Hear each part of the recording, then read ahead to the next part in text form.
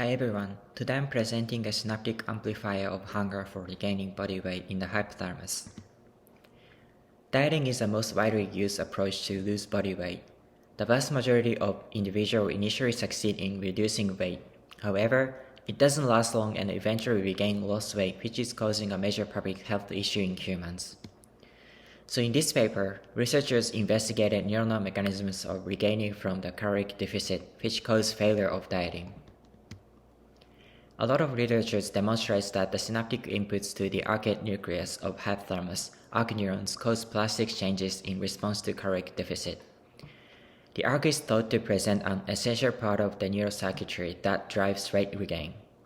As we learned during system neuroscience class, circulating hormones such as ghrelin and leptin relaying information about satiety and calorie intake. The arc receives synaptic inputs from numerous brain regions, including paraventricular hypothalamus (PVH) and the dorsal medial hypothalamus (DMH). Each of these regions has been implicated in signaling different perspectives of energy availability to the arc. These structural and functional synaptic changes in arc neuron suggest that weight loss fundamentally alters how their activities are coordinated by afferent brain regions. AGRP neurons are the arc neuronal population most strongly associated with driving hunger. Caloric deficit activates AGRP neurons and causes feeding and weight gain. AGRP neuron inhibition reduces food intake in fasting states, and the removal of these neurons leads to starvation and weight loss. Importantly, energy state-dependent reorganization of the glutamatergic synaptic inputs to AGRP neurons strongly relates to their activity regulation. Food deprivation, high ghrelin, and low leptin increase excitatory synapses and the frequency of spontaneous excitatory postsynaptic currents (EPSCs) in AGRP neurons. This enhanced excitatory drive is thought to promote the activation of AGRP neurons and increases hunger drive. However, whether synaptic adaptation and discrete glutamatergic afferents represent a cellular substrate for regaining lost weight remain unknown. So the authors hypothesized that weight loss would selectively strengthen synapses whose activity is increased at the time of caloric deficit, and then that causes overeating, which leads to the failure of dieting. In this paper, a combination of electrophysiological, optogenetic, and chemogenetic approach was used. The figure showed how they measured the light-evoked EPSCs. Virus was injected in mice's brain to level neurons in TRH expressing neurons in PVH or VGLUT2 expressing neuron in the DMH. Those neurons contribute to the synaptic plasticity in two distinct glutamatergic afferent on AGRP neurons. Specifically, TRH neuron has an important role in regulating energy homeostasis.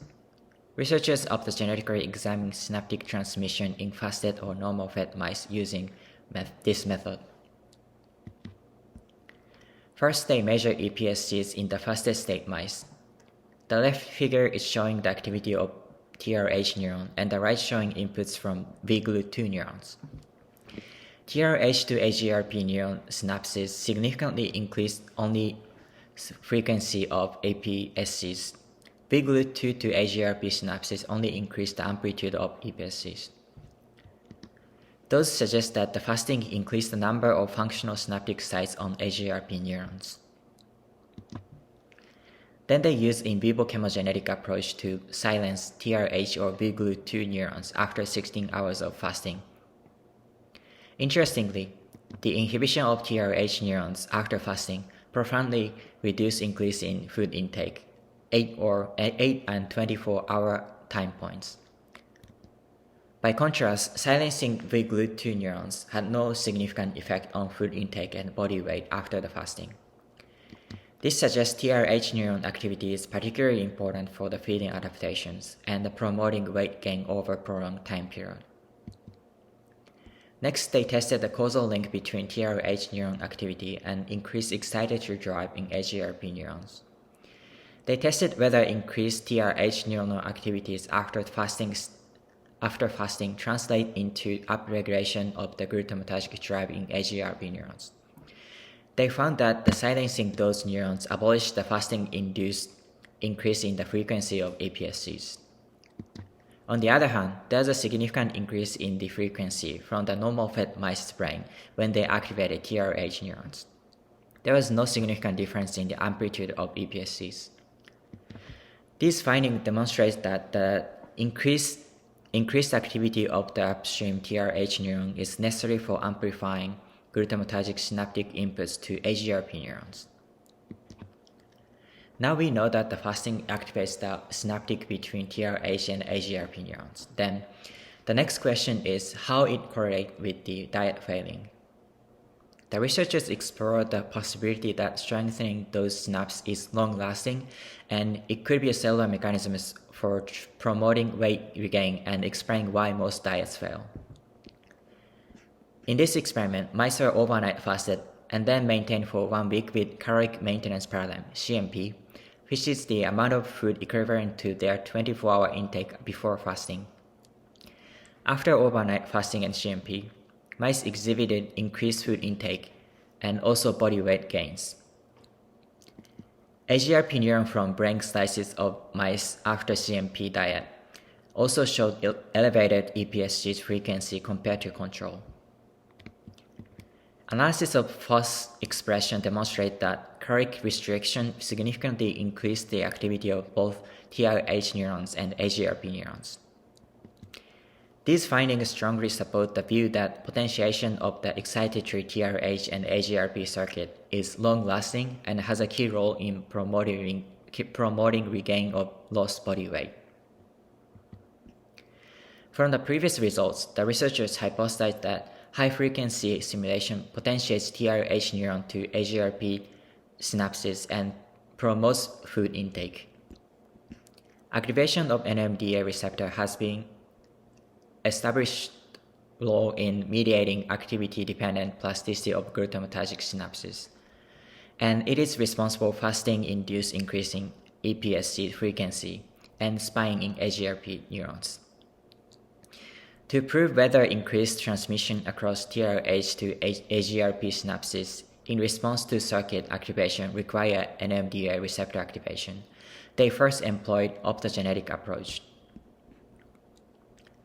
They found that the following 10-minute high-frequency photostimulation, food intake slightly but progressively increased over time, which result in the significant increase at 24 hours after stimulation. Those results demonstrated that a brief circuit stimulation is sufficient for triggering NMDA receptor-dependent long-term increase in feeding. To directly show that food intake increased TRH to AGRP neuronal activation, they chemogenetically silenced AGRP neurons during TRH stimulation. The results showed TRH stimulation enhanced feeding acutely and over 24 hours. However, this increase was abolished by the inhibition of AGRP neurons.